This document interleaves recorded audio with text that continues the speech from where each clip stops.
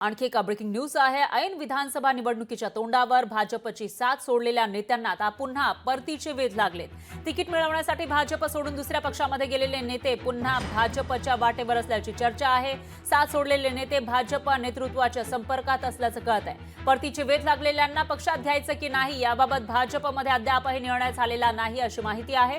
तर कोकणातील एका नेत्यानं नुकतीच भाजप प्रदेश अध्यक्ष चंद्रशेखर बावनकुळेंची भेट घेतली आहे। अजित पवार यांच्या राष्ट्रवादीमध्ये गेलेले संजय काका पाटील देखील भाजपमध्ये येण्यास इच्छुक असल्याची माहिती आहे। तर समर्जित घाटगे, हर्षवर्धन पाटील, बाळ माने, राजन तेली यांच्यासारख्या काही महत्त्वाच्या नेत्यांनी भाजपची साथ सोडलेली होती निवडणुकीच्या आधी। मात्र ते आता पुन्हा एकदा भाजपच्या वाटेवर असल्याची चर्चा रंगलेली आहे। ते भाजपमध्ये पुन्हा एकदा परत येऊ शकतात, प्रवेश करू शकतात अशी माहिती समोर येते। मात्र भाजपच्या पक्षश्रेष्ठींनी याविषयी निर्णय घेतलेला नाही अशी ही माहिती आहे।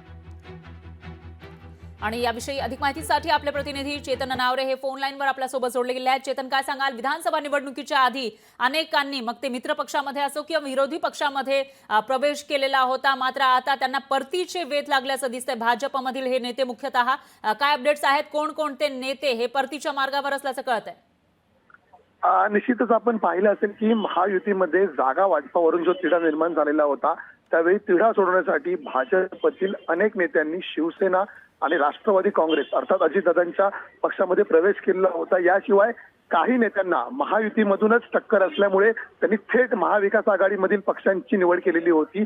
आणि आता अशाच बऱ्यापैकी जे नेते आहेत, ज्याच्यामध्ये समर्जित घाटगे असतील, बाळ माने असतील, हे पुन्हा एकदा परतीचे वेध लागल्याचं पाहायला मिळतंय। त्यांनी स्वतः येऊन भाजपच्या नेत्यांची भेट घेतल्याचीही माहिती सूत्रांकडून कळत आहे। त्यामुळे आता या नेत्यांसंदर्भात भाजप पक्षश्रेष्ठी नेमका काय निर्णय घेत आहे ते पाहणं महत्त्वाचं असेल।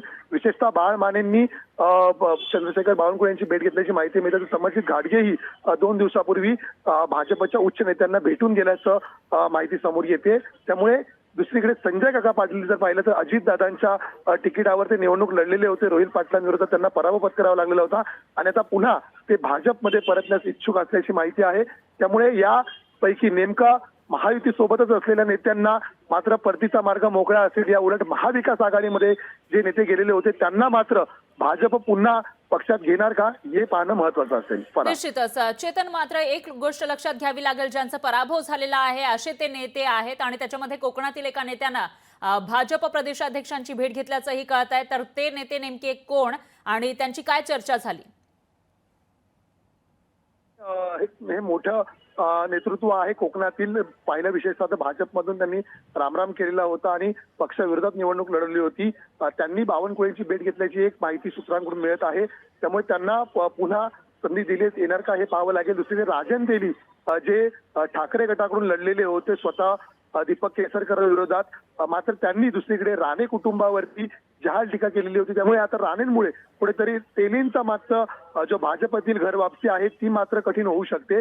तिसरीकडे संजय काका पाटील पाहिलं तर भाजपमधील नाव आहे आणि ते राष्ट्रवादीच्या तिकिटावर लढलेले होते। त्यामुळे सहयोगी पक्षामध्ये लढल्यामुळे त्यांना मात्र पुन्हा भाजपमध्ये येण्यास परवानगी दिली जाऊ शकते। याउलट हर्षवर्धन पाटील जर आपण पाहिलं असेल, ज्यांनी शरद पवारांच्या पक्षातून बारामतीमधून आपण पाहिलं असेल की निवडणूक लढलेली होती इंदापूर तालुक्यातून, आणि त्यांना मात्र कुठेतरी पक्षातून टोकाचा विरोध होऊ शकतो।